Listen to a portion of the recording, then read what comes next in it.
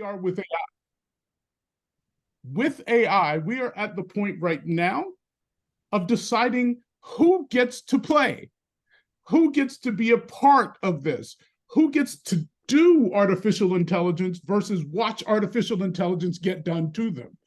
Communities like the one I'm sitting in today are fully empowered with all the resources they need to lean into this. And my work and Angela's work and the work of America Succeed is to make sure that the community that Angela is sitting in is as welcome to contribute to build this new future with us as the very lucky kids who get to grow up in Palo Alto, California. And this is the moment we're in. We're in that mid-'80s moment where the computer's been invented and nothing's ever going to be the same.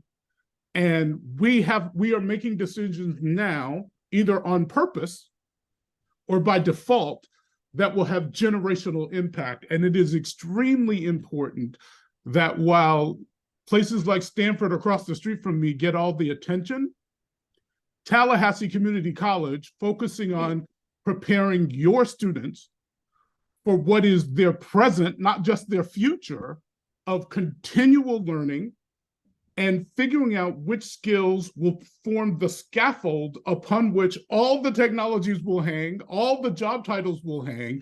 That is what this is about, and that's why I'm excited to be here today. I love that this is where you guys went so quick. Excuse me. We got here. We got to this same spot through the lens of economic mobility and equity, and trying to make sure we were creating pathways for people to be able to get good jobs and to be able to contribute to their local communities. One of the things that our research found when we were doing this, again, a lot of this is pre-AI, was that high skill, high wage jobs and mid-skill, mid-wage jobs needed more, asked for more durable skills than low skill, low wage jobs. Mm-hmm. Low skill, low wage jobs tended to ask for things like, can you lift a 40-pound box? Not can you think critically about a problem that's put in front of you. So the jobs that you're talking about and what we want for young people to have, and for young people that develop that sense of purpose and to create a way to have a family sustaining wage and be able to participate in all of the things that life has to offer, come through a lot of these skills based on what we found. Now you add AI on top of those things and the things that the machines can do. What's happening? Do these skills, like, what do we expect to see? What do we anticipate? How are we going to ensure that folks have these types of skills and move forward to respond to the needs of employers? So I'll go ahead and start with that question. I think that's an excellent question. So my background is actually K through 12. And, you know, as a K through 12, I taught for a year and a half, but, you know, did a lot of substitute teaching. And so my undergrad was elementary education. And when you look at the history of education in our country, right, and you look at the different industrial revolutions and how learning evolved, there was a time that learning was just for the elite class. If you were of certain demographics, you did not have access to learning.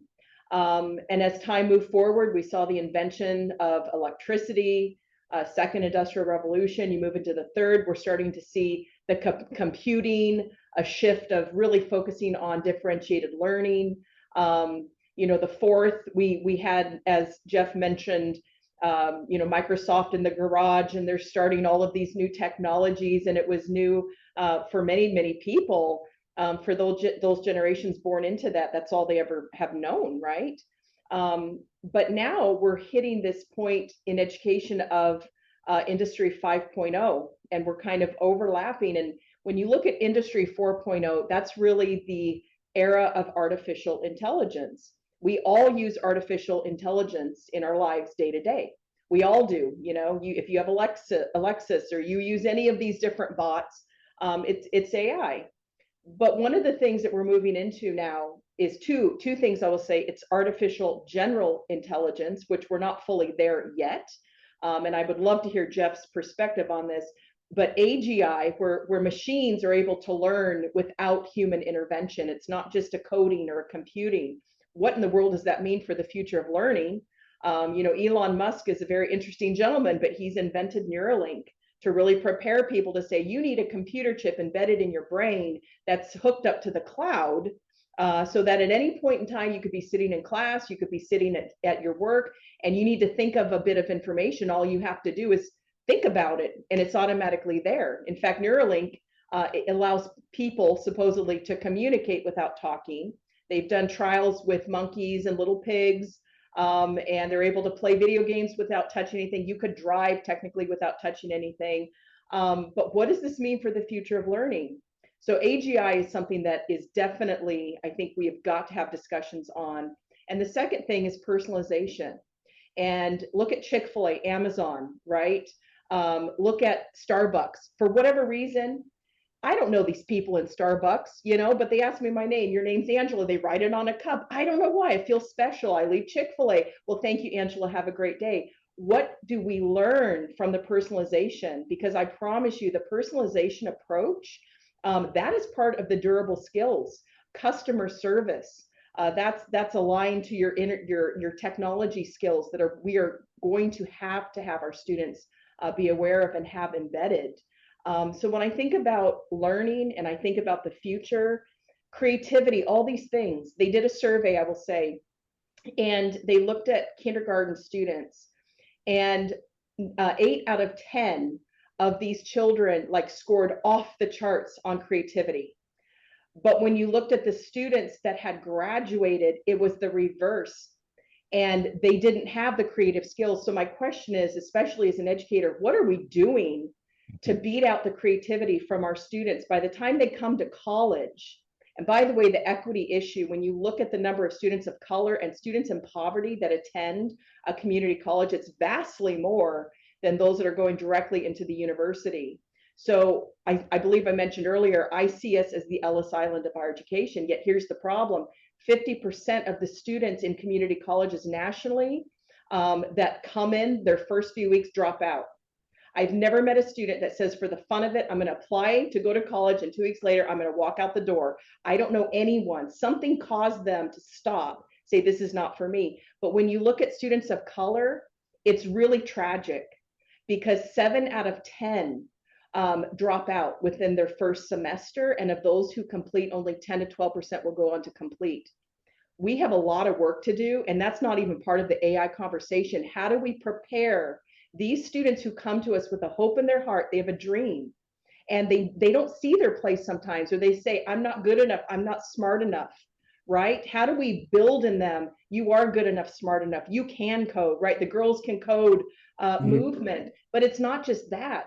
It's being able to look at your community and solve problems, because that concept of an entrepreneurial mindset, which is something we've embedded here at our community college, we train our students to say, okay, instead of looking at what goes wrong, say, how do I make it right? And that is a skill that we're going to need as jobs have not yet been created that our students are going to step into. And many of those jobs, they actually are going to create themselves. So durable skills are going to be critical to the success of our, citizenry of this country. Angela, you and I need to be on every panel together, because, something interesting happened as I was walking to lunch yesterday in downtown Palo Alto. The Starbucks app on my phone, of its own accord, sent me a message saying, Jeff, this is the time of day when you usually order an iced espresso, and I could place an order for the one around the corner, and by the time you get there, it'll be ready for you. That is what AI is doing for me now. But what we're not yet doing, and I want us to be doing, is I want AI to say to a first-generation, first-semester student at Tallahassee Community College, we noticed that you were 5 minutes late for 2 of your classes today, and that is a predictor for people who are having trouble. What can we do to help you out, right? Or we noticed that you paid your piece of the tuition very slowly this last time. Are there some economic things going on that we can help with to make this better for you, right? We have to end this situation where education is an endurance race and only the strong survive, and make it something that is holding all of us up and making us work. Because, you know, the reality here and the importance of these durable skills is that I talked about my grandfather, right? In my grandfather's time, 20 years of experience and 1 year of experience 20 times were the same thing. That's not true anymore. And it's not going to be true for the students who are studying either at Tallahassee or at Stanford, right? You've got to be able to reinvent yourself constantly. Advancement is happening faster than humans have evolved to address it, and we have got to think differently about that. So I am really interested, Angela, in a question that Anand, who's here, asked here too. How do we teach those durable skills to make sure that students are ready for a life and a career of near constant reinvention when this is just not the way we are organized? What is it y'all do at Tallahassee Community College that I should be telling people across the street at Stanford to think about in 2 hours? Okay, great question. And I love talking to you too. I think we need to do more of these panels. Well, I'm going to say several things. It's so important to have the right partnerships and relationships in the business community. The employers that we partner with right next door and throughout this community, we have, you know, councils, obviously, committees that sit and talk with them to say, okay, what are the skills you're looking for right now? How do we build out the curriculum that we offer in our workforce programs, even in our basic AA programs that our students, we know majority want to transfer. So it starts there, the right relationships with workforce partners in the community. The second thing is when you think about how students learn, I will say I really love community college because our average student to teacher ratio is 25-1. If I go over next door to a university, I could be in a class of 800, you know, on average 400. I'm not going to know that professor. I'm going to be a number, not a name. One of the things we pride ourselves here is, you know, when we tell students, when you come to us, you're a name, not a number. And we care about you. We care about your future. You mentioned having technology. If a student's late, you know, that they get a nudge. We actually did that. But we did it with human interaction, and every new student was assigned an academic success coach. And we partnered with faculty to say, if somebody's not showing up for class, we physically call you and say, hey, we've missed you. Where have you been? And it shocks some of our students. They're like, wait, what? You actually care about me? You know, so it comes down to relationships, I think, are key to life. It's key to leadership. It's key to everything that we do. Number two, when you're looking, and back to the question that Anand asked about, you know, what have you all found to be the best or most effective methods of teaching these durable skills? I'm going to tell you, we've looked at best practices and high impact practices, and this is based upon research. Internships, right? Apprenticeships, giving students real world application in the classroom. It doesn't have to be, you know, going into a workforce immediately from, you know, class to job within 6 months to 9 months. We have programs like that, which is great. But it's giving students at every level the opportunity to show that they have learned and to demonstrate that they've learned, that it's a real world application. When you think about education today, it's very compartmentalized. It comes from that industrial model where we had the factories, you know, it goes back to the 40s, the 30s. And what you see is, you know, in schools today, from 9 to 10, you have reading. From 10 to 11, math. From 11 to 12, you've got science, then lunch, recess. Everything is compartmentalized, but when you step out the door, that is not how the world works. Everything is interdisciplinary. So we have got to rethink why we do what we do. And we need faculty, we need leaders in administration to be risk takers and to ask the tough questions. You know, why in the world do we do what we do? Is it because it's tradition? It's because it's how it's always been done. But when you look at our students today, their focus within, if you don't catch them in the first 5 seconds, you've lost them. And think about all that we have in AI. It's meant to draw people in. It's quick information. Yet how often do we lecture to our students for an hour and they sit in little chairs with little legs on the chairs and all their body weight is going in one area of their body, they're not going to pay attention. And by the way, that's not how we learn. We learn by doing, we learn by teaching. So it's a shift in our curriculum, but it's bringing the right people at the table, our faculty, our staff that work with students to say, okay, you are frontline workers. What do you think we need to do? And we did that at TCC. We did a 2-day workshop, design thinking. We asked our faculty and staff, if you could redesign the student experience, what would that look like? And in a minute, I'll share what happened for us, because it literally has changed the dynamic of why we do what we do here. Absolutely. I think this notion of learning from doing, project-based learning, is going to be key to getting people the opportunity to practice these durable skills. But, you know, we also have to be honest about something, right? There has never in history been a better time to be a rich American going to school. Things are really exciting for you. You're going to have all the opportunities in the world. You're going to have a technology-rich environment, but that's not who shows up in our public schools these days. Creativity is important, and it's hugely important, especially if you can read. If you can't read, it's not. We can no longer accept the huge disparities in just the foundational understanding of education that we have permitted for this long, right? I think elementary school needs to be a race to get every single kid as fast as possible to the point that she can teach herself through doing down the road. And that doesn't happen if we let some kids be literate and numerate, and it's okay if other kids are not. And let's also not pretend that we aren't talking here still in the shadow of the pandemic, when millions of kids went home for the better part of 2 years.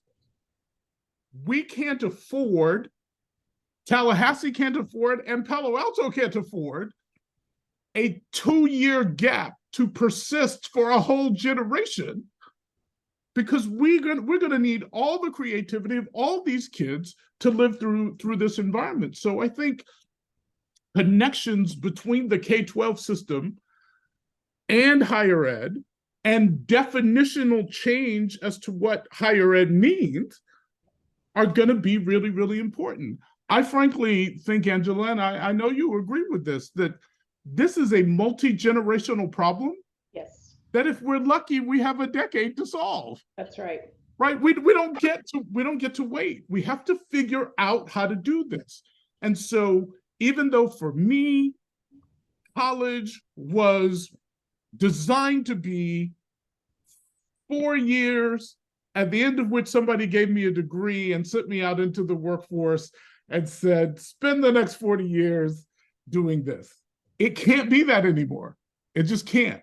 We've got to skill and work, reskill and work, reskill and work, and learn at work, and reskill and work, and do all of these things.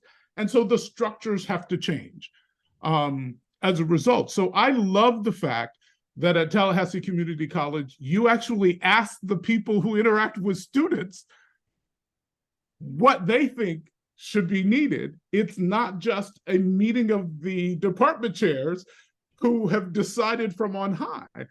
Because again, it's as true for a department chair at a university as it is for a factory worker. Nobody cares what your job was 10 years ago. Your job next year is going to be different, or you're not going to have a job. It's as simple as that. And this is not going to be easy. And we're going to get things wrong, but we don't have the luxury of waiting until it's perfect. We got to get it wrong, fix it, redo it, go back. We don't have any choice but to do that process. And we've got to learn by doing as a society, just as we prepare kids to learn by doing in K-12 schools, in community colleges, in universities, and at work. Excellent. And I would love to add, if I may, Tim, just briefly, when you look at the data, though, a perception of higher education, 50% of youth around the world do not believe that their post-secondary education is going to help them get a job. 50%. And when you look, they just did a survey of Americans nationally, 71% believe that our American higher education is headed in the wrong direction. Now, whether anyone agrees with that or not on this call is irrelevant. These are perceptions of higher education. And today we have 17 million Americans who are disgruntled. They have a master's degree or higher, yet they're working as a manager at a department store, they're bartending, they're making good money doing that. I mean, my goodness, I could make six figures if I had a good enough YouTube channel or TikTok channel, right? And so the value of education, we have to really have some hard conversations with this generation, because they're not fooled by anything. They want to say, okay, time to completion is always critical. Why in the world does it take 6 years to get a 2-year degree on average? And then add to that, let's say you're a single mother and you know that every day is a war zone because you grew up in poverty, and every day you come to school, it would take a flat tire for some people to say, I'm done. Yet when we look at the number of students that we're servicing, if we don't show them the education for what and give them the tools to know how to succeed, it's not just having the tools, it's knowing how to use the tools to navigate the system, because there are barriers in our system of higher education across the board that a lot of students are going, you know what, I don't know how to go through that gate. It's our job to teach them. It's our job not just to teach it, but rethink the gates we're using as access to higher education, because access is key when you're talking about students that are traditionally underrepresented. So perception matters, time to completion matters. I think the personalization, we're going to see that. Definitely tagline to the AI movement is how fast do we get people in and out? But it's not just the degree anymore. It's this concept of lifelong learning. You know, a lot of us, when we graduate, we think, oh, I got my diploma, I'm done with my education. No, you're not. It's lifelong learning. We should never stop learning. And I think that is not taught well enough in our schools. You know, students ask, why are we learning this? Why do I need to know this? You know, math. But often faculty don't have a good answer. And yet we know math, it builds your creativity centers of your brain. So it's time to redesign. And I think the folks on this call, we are the generation, it is not too late. There are books out, it's too late. You're too late to this conversation. I promise you, it's not too late. You're not too late. There's a bell curve. It shows a curve of technology is totally outpacing human adaptation. But at some point, those two lines are going to merge again. So there's a gap right now, but it's going to hit again. It's going to come back with the next generation. So what do we do in the interim to get everybody on the same page at the table, not just, you know, your Google folks and your Singularity University folks, but we need to be at the table having these conversations. And you're part of that movement. Amen. I love that perceptions and systems change are two things that are consistent in those last two very insightful answers. One of the things, just as a moderator's privilege, I'll share, right? When we first started talking to a lot of K-12 systems about embedding durable skills, their first response is, well, we're required to do so much, there's not enough time in the day to add a critical thinking course. Mm. Well, of course, you don't think critically from 11 to 11:50 and then go to math. But we are so steeped in the box of Carnegie units and other systems that we have in place, and where everything else is adapting and changing in the world so fast, education systems are often very slow to respond to the speed and the need. Paul's comment about critical analysis beginning, you know, really young, of course, right? But embedding these durable skills in math class, in English class, in science class, you don't practice these skills in and of themselves for these skills. And where we have so much inequity is that families of means and others practice these through outside sports or music or dinner table conversations or trip to the museums or world travel. And what we have to do is make sure that kids get a full dose of this in K through 12, so they practice these skills throughout and are prepared to demonstrate and show and answer a question by an employer of, when was the last time you collaborated and what did that look like? Those are the types of things that we've got to make sure that we get to.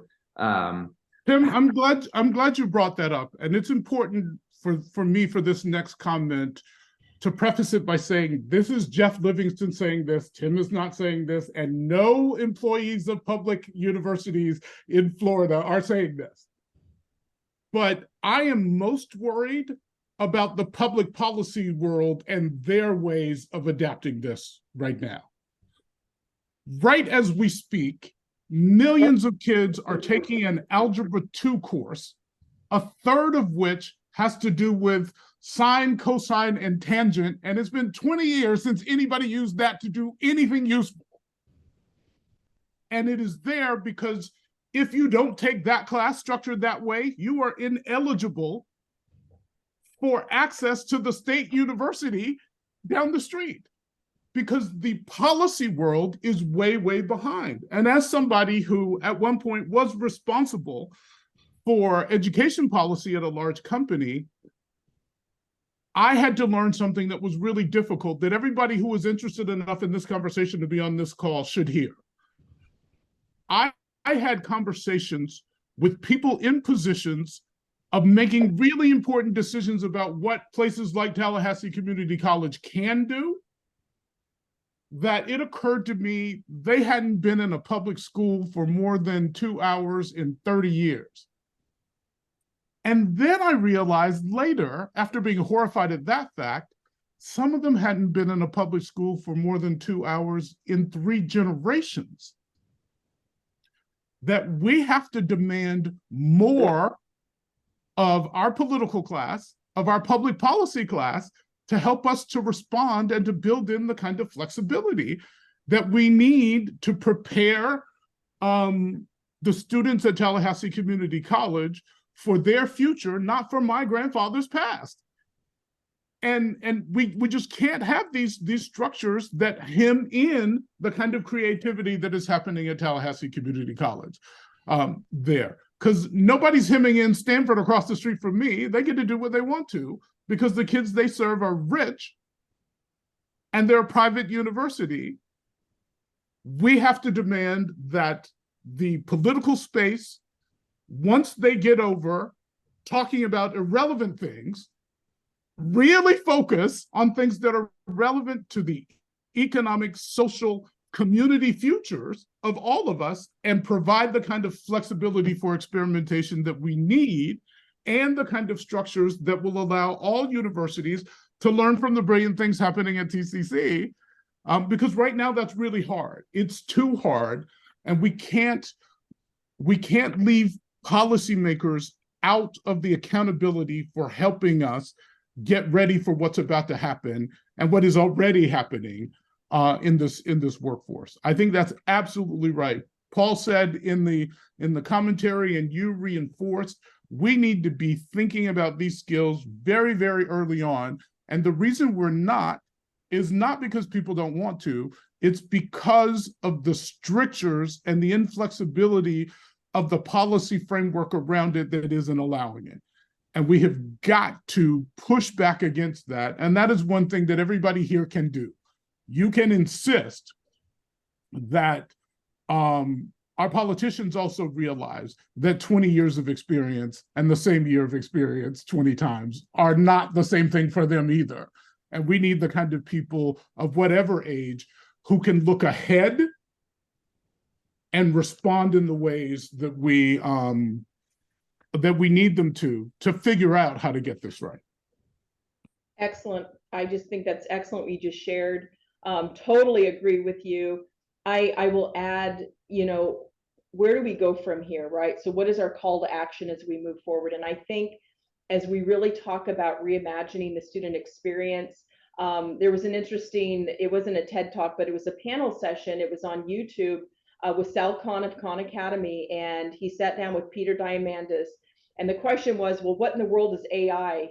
The future of learning, how is it going to impact students who are typically less, they're underserved and they have less access, because access is key for where we sit. And Sal Khan, he said, actually, I'm excited. He said, because with artificial intelligence and the personalization of learning, we will be able to have, students that have very tailored and structured curriculum built for them through this AI platform. Students will have automated journeys. There will be more one-to-one engagement and having that artificial intelligence powered insights on career pathways and that personalization approach. And when you really think about the personalized touch to learning, we have to rethink why we continue to teach the way we do. But really, when you reimagine that student experience, the how of it is we need to provide lots of ways to learn, right? We need to give lots of levels to have differentiated, to allow learners from different levels of ability to be able to be met where they're at. We need to give them opportunity to consume information at any time and anywhere. And we need to have a means to have multiple perspectives on the needs of our students. So that's one way to look at it in terms of the future of learning. I will share, and Randall, you had a great question, you know, as students are going through these internships, how do they get formative feedback? Somebody mentioned earlier, mentorship is key. And I think when we have internships, we have apprenticeships, we build out mentoring programs in the workforce community that students are getting some very specific feedback on their skills, skill badging. I know that's kind of a wave that is happening now, but I think it's important students have that training and they get badging, not just a diploma, but badging along the way. So they say, hey, I've got a skill in this. How they demonstrate it? Well, they have to prove it in the workforce. At Tallahassee Community College, I know we're running out of time, but we did a redesign 2-day workshop and we invited all faculty and staff and administration. I have to tell you, ladies and gentlemen, we had almost 200 people show up. And the president said, listen, we've got a gap in our success rates between our Black and white students. This is unacceptable. What do you suggest? So he looked to those working on the front lines. And let me tell you, out of a 2-day workshop, they told us this is what we think needs to happen. It built out this culture of care. That was in the fall of 2019. Pandemic hit. It poised us perfectly to address this massive shift that happened across our world and our country. Our students that we built that personalized approach to, and we focused on closing our equity gaps. I have to tell you, we had a success rate of up to 9% across the board of all first-time in college students over a 2-year period. We've closed our graduation gaps by 1%, an additional 1%. We've closed our gaps in gateway courses by 5.6%. The numbers just keep rising, the success rates. It's because we built out a personalized approach. But the key was we told everyone, it's not the president saying this is what you're going to do. It's you telling us, you are the ones working with students day to day. What do you think needs to happen? So my suggestion to all of you on this call, wherever you work, get your teams together, have this critical conversation, but give people opportunity to lead and have ownership for this next move that you're going to embark upon. Amen. Tim, thank you for moderating this conversation, otherwise known as putting me and Angela in the same place and standing back and letting us have this love fest. I also would like to leave the audience today with a challenge. I know enough about this AI stuff to know that there are people, even on this call, who are faking understanding what generative AI is, who haven't tried it for themselves. So my challenge to you, today, sign up for a free version of ChatGPT or Claude by Anthropic, Bard if you really have to, today, and start doing something with it today. And I'm going to even give you something specific to do today. Whichever of them you use it to reproduce this conversation. Have AI reproduce this conversation between someone like Jeff Livingston and someone like Angela Long about this topic, and then have it translated into Haitian Creole. Once you have figured out how to do that, you will understand what is coming for our students. You will understand why these durable skills are so important for their future. I really, really challenge you to do that. And as a last word, Angela, I'm actually going to see Sal Khan in an hour and a half, and I am going to congratulate him for having been quoted by Angela Long in this in this conversation for having said something smart on a panel that caught your attention. Thank you so much, my friend.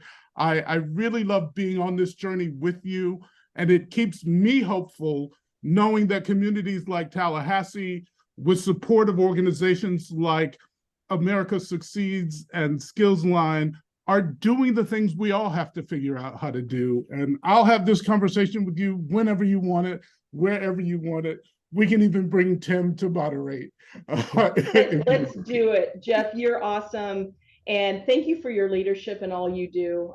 You just are really dynamic, and I'm just so honored that I had this time with you. And Tim, thank you as well to America Succeeds. My closing comment, if I may, is just to everyone here, do not underestimate who you are in your life, because every person has a calling and a purpose. I believe this deeply, and you are where you're at for a reason.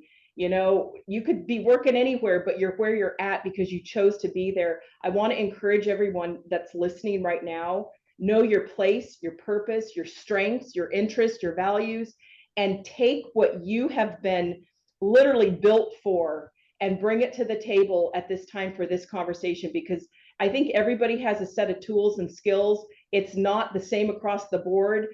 Know who you are and what you can contribute. My dad always told me it only takes one person to change a nation for good or bad, a system for good or bad. Please do not underestimate the value and worth of your life. So that's my closing comment, because I believe you are going to be a part of the change, and we're going to do it together. So Amen. thank you again. To the audience, please join me in thanking Angela and Jeff. This was the easiest moderating job I've ever had in my life. I will do this again anytime. Thank you so much for your thoughts and insights. Really extraordinary. Again, everybody, thank you for joining us through this series in partnership with SkillsLine. We appreciate having you. Onward. Thank you all for being here.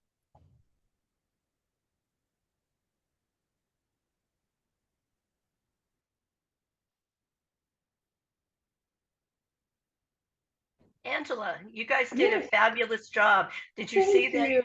Did you see that we got you guys in the Law 360? Oh, no, I didn't. No, Mary Mack, who is from EDRM, is my mentor.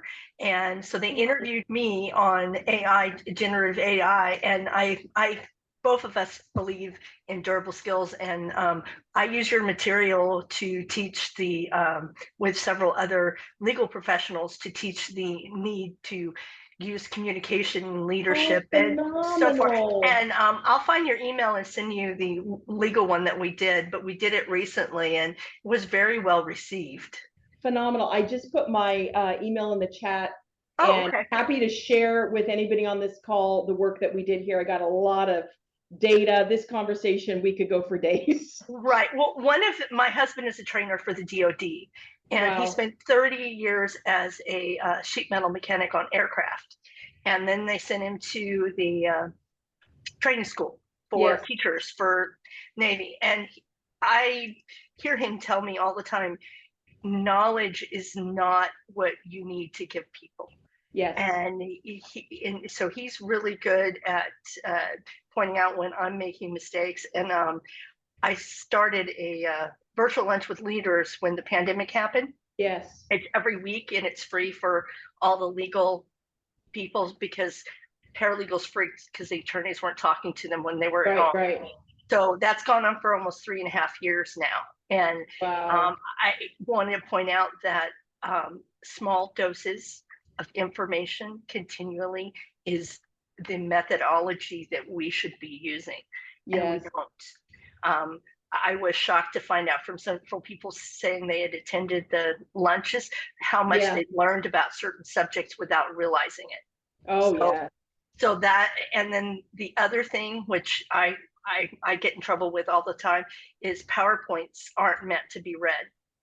I've actually gotten fired from teaching jobs that I was doing for free because I wouldn't leave the PowerPoint presentation on and would talk about experience. Oh my goodness. But recently they figured out that was a mistake and had me come back. And brought you back. Oh yeah, no, I mean, it is amazing how many of these things that you guys are talking about need to be put in. Oh, that was the reason I wanted to interrupt you. Sorry. Cross industry. Okay, Okay, and that is, for an example, USD recently had a cyber security conference. yes. It was hosted by the cyber engineering department of USD with the law department. Wow, Okay. amazing. So I think you guys really can get some traction with Yes. trying to get a few of the industries to consider merging together on Yes. certain teaching problems. And so my example that I would use is the math and the English people need to be working together on storytelling. Yes. Yep.